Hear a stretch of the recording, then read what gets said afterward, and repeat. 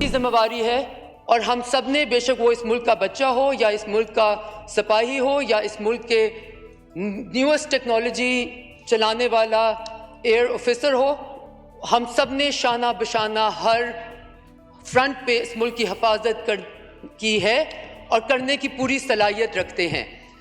Mister chairman, मैं यहाँ पे एक बहुत बुरे दिल के साथ इसलिए खड़ी होती हूँ क्योंकि ये सेलिब्रेट करना कि आज हमने इंडिया को कितने बुरे तरीके से हरा दिया, ये इस खित्ते के लिए कोई सेलिब्रेशन नहीं है।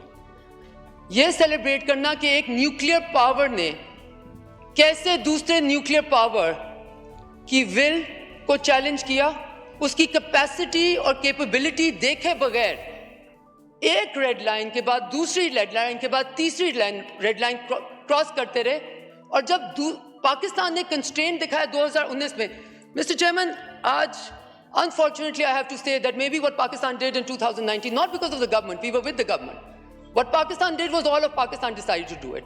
All of Pakistan decided when then two nuclear powers, and one of them goes a bit crazy in its extremism fever and decides to launch airstrikes into the other country for the first time since 1971 and almost demonstrates a crazy recklessness and is willing to go on an escalation ladder, which we all know that between two nuclear states where that escalation ladder points to.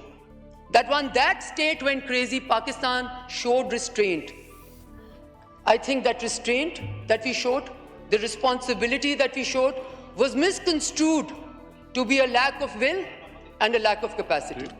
And therefore, Mr. Chairman, the second time around, Mr. Chairman, पहले तो मुझे इस चीज़ का, because I have to say this as someone who has represented this country at the level of the foreign minister and as recently as Minister of State, you know, when the world tells you कि हमने ये करना पड़ा और India is maybe in self-defense, I am challenging the world that what new matrix are we putting out there? Have we all gotten out of the UN Charter as the common, international and the parameters of international law? Are we not all signatories to Article 25, which says we will all abide by the Security Council resolution? So when Prime Minister Modi decides that Kashmir is now an integral part of India, must we all pay homage to him and bow down, and not to the Security Council and to the UN Charter? And then, when President Trump acknowledges that as disputed territory, you know what has fallen? Not the Rafales only. What has fallen is the entire Indian doctrine made by Doval, Jaishankar and Prime Minister Modi to completely unravel or be able to say so forcefully, because they were meant to have, this is the problem, to the world they were meant to have conventional supremacy, military supremacy over Pakistan. And you know who broke that myth? Not Pakistan. It was Prime Minister Modi and his extremist agenda, which broke that myth of power and the illusion of power that the world had attached to India and literally put them at the next security provider, not only for themselves, but the entire region. And guess what happens? The world finds out that a country that they consider to be powerful enough, militarily strong enough, conventionally superior over its nuclear power neighbor, could not even defend its own border when the other country, as in Pakistan, decides to just do what it is entitled to do under Article 51 by just as a defensive measure and then as an offensive measure to be able to tell them how far we can reach. And allow me to say, Mr. Chairman, what we also proved was that we don't only equip ourselves with high, fancy, technologically advanced toys and tools, we just happen to train ourselves better to be able to also use them. So the military, what happened in the war theater, Mr. Chairman, allow me to also say, will rewrite the premises of what this entire region, including the Indo-Pacific strategy for many, many regions and countries. The illusion of power for some countries is far more useful than to test it. I think India, unfortunately, under this extremist Hindutva ideology, decided to test a very pervasive and a strong illusion of power that it was able to protect. all over the world.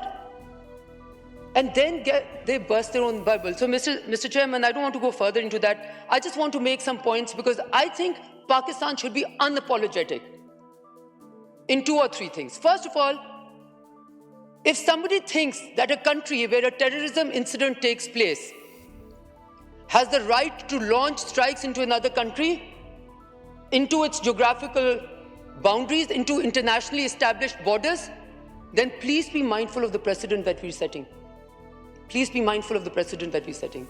Does that, by the same logic, does it mean that when Jafar Express happened, and we were able to share evidence of India's involvement with it, that we were right in self-defense to launch strikes into Indian territory? Is that what the world is trying to sanctify over here?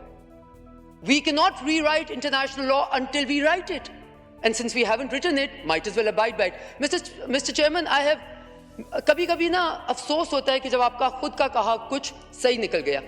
Because for many years we were telling the world that the impunity that is being granted to India to be a belligerent extremist state to all its neighbors is going to make this region a very tense, combative, flagrant one.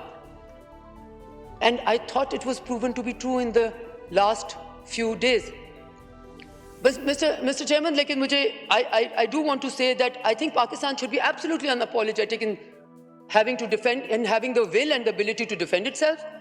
We should have done this earlier. We did it at the right time. We did it when we were provoked, when our military bases were even attacked. And that restraint that Pakistan showed was on exhibit in all world capitals. And the theatrics, starting from the top of political leadership in India, going all the way down to the media frenzy, was also on display. Mr. Chairman, मैं आपके तवज्जुह से India के पास एक पैगाम दिखाना चाहती हूँ कि बॉलीवुड में जंगें लड़ना मुख्तलिफ है और वॉर थिएटर में असल में जंग लड़ना मुख्तलिफ है. और हम कभी भी, we will never be on the side of provocation or war or conflict, because we have suffered together, India and Pakistan, in the entire region, the result of that. Wind up मैं wind up करती हूँ, Mr. Chairman. Mr. Chairman, मैं यहाँ पे एक और बात भी कहना चाहती हूँ जो कि शायद लोगों को weird लगे, अजीब लगे. You know what India has done? It has weaponized terrorism. What does weaponization of terrorism mean? Terrorism is a rare problem. If India was serious in dealing with this problem, you know what they would do? They would not run away from the dialogue table and they would not run away from negotiation. Terrorism is a regional problem, it's an international problem. It is not the purview of only one country. So basically, when terrorism happens in India, it is supposed to do self-defense. When terrorism happens in Pakistan, Pakistan is supposed to do what? Nothing? So, Mr. Chairman, I want to say that we must also be unapologetic as a country which celebrates ceasefire. Kyun na kare celebrate ceasefire? Yes, we will absolutely celebrate ceasefire, and we celebrate the fact that President Trump played a very useful role.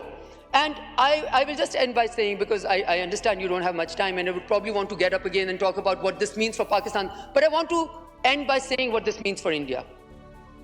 For the last 10-15 years, we have seen India's ability, and they say with a lot of success, to be able to de-hyphenate from Pakistan, to de-hyphenate India from Pakistan. You know what they did by provoking Pakistan into this war theater and proving them and breaking the myth of their net security provider? They have, for all capitals of the world, hyphened India, Pakistan together again. For times to come, people were concerned about this region being a nuclear flashpoint. And we used to say... Conclude, please. Mr. Chairman, we used to say that nahi, we are a responsible country because the fingers were always pointed at Pakistan. Pakistan will be the irresponsible nuclear state. Guess which country proved itself to be a nuclear state, but an irresponsible one, which was willing to go up the escalation ladder? It was India, Mr. Chairman. Lastly, Mr. Chairman. Thank you. Lastly, Mr. Chairman, I think Prime Minister Modi thought that by saying something aggressively enough and by doing something which is very illegal, they can change the geography and reality of the region. And once they start calling a dispute not a dispute, the dispute would stop being a dispute. And when President Trump says in his truth tweet that he would like to play a role in solving this dispute, I want to remind everyone, President Trump represents a country which is a deep partner of India at the moment, where they have an alliance of sorts. So now, the interesting thing that we see, and I am absolutely concluding now, Thank you. was that... Thank you. Thank you. Thank you. Please wind up, Karli. The same India that Pakistan की हर बात को झूठा कहता था, जैसे ही Secretary Rubio and President Trump sent their tweets out on the role that they had played in the ceasefire, and that they would like for India and Pakistan to resolve all their disputes and go on the negotiating table. The same India, the same Indian press and the same Indian officials starting calling President Trump and Secretary Rubio liars also.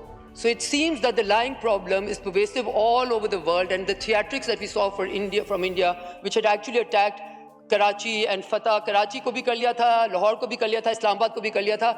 Sirf such, the only truth in this world seems to be emanating from that country which displayed its theatrics and its society's implosion in broad daylight, visible to the whole world.